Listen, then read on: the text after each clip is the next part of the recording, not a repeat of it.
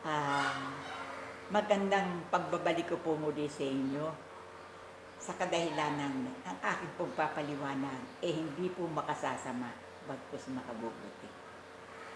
Hindi po ba kayo nagagalak na ang inyong problema eh meron na pong sumasagot?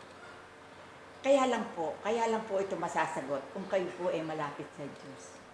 Hindi po panlahat ang aking ginagawa. Ang aking pong ginagawa ay sa paniniwala.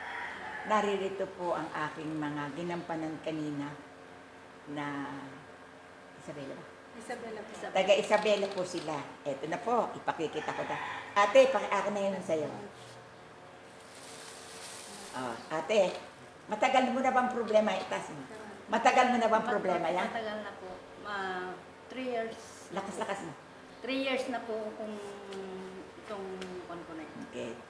Ngayon hinanap po si Mother pa rin at ngayon nagampanan ni Mother pa rin yung kanyang obligasyon. Ano nadaramdaman mo ngayon? Maligaya po ako. Umarap ka sa audience. Ay, maligaya po ako dahil naalis na yung ating nararamdaman. Palakpak naman. Ngayon, ako naman po na gumusar, hindi ko naman din kaya po ipaliwanag ang pasasalamat. Kasi po, hindi po ba napakaganda ng problema ng isang tao, mabulot ko. Tiga Isabela ka ba? Opo. O, sige, magsalita ka ng last word mo. Tayo, pakita mo. Okay. Ako po ay papasalamat kay Mami na yung aking problema. Naiiyak po ako kasi matagal ko na pong iniida ito. Kaya lang po sa kadahilanan, wala namang pera. Kaya itong pamangkin ko naman, himala lang na pupunta ito dito. Wala naman kaming pera. Kaya sabi ko, sumama nga ako. Bakit doon ako magpapatingin din ako ako. Kaya napunta po ako dito. Kaya maraming pong salamat kay Mami. At natanggal ko yung aking sakit. Yun lang po, marami pong salamat. Marami pong salamat. Kaya lang po, ito po ang aking mapakalaking pasasalamat. Hindi ko po kayang ipaliwanag nang makuha ko po yung pinag-usapan namin, yung pundugong magiging cancer. Nakuha ko.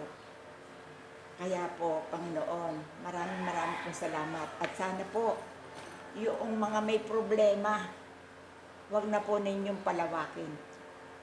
Sana po sa pamamagitan ng makikita ninyo ang dugo. Kaya lang po, hindi ko na po pinakita yung dugo pong nakuha kong buo na iyon po ang magiging cancer. Kaya po tumatayo po ako sa inyo. Kung sakali man po sana na ako nagbibigay ng paliwanag, wala na po akong idadaing sa inyo. Kundi sana po, wag na lang po tayong magbibigay ng hindi magandang salita sa aking kapwa. Kasi po, nang ako'y masaktan, lalo po akong tumatag. Lalo ko pong ipinakita ang aking kakayanan. Lalong-lalo na po sa pagtitrace ng mga sakit. Nakikita ko po na mang-awa ng Diyos ang aking gagawin. At ipinakikita din naman po sa akin ng Panginoon ang hindi nararapat. Pero ang tangi ko pong masasabi sa inyo, sa aking pagganap, ito pong aking ginagampanan sa mga taong may mga dasal at bonus sa kanilang kagalingan. Kaya magandang hapon po. O, ikaw ang napakita mo sa iyo. Anong kaso mo? Bilisan mo oras mo. Yung mayoma po, Mother. Okay.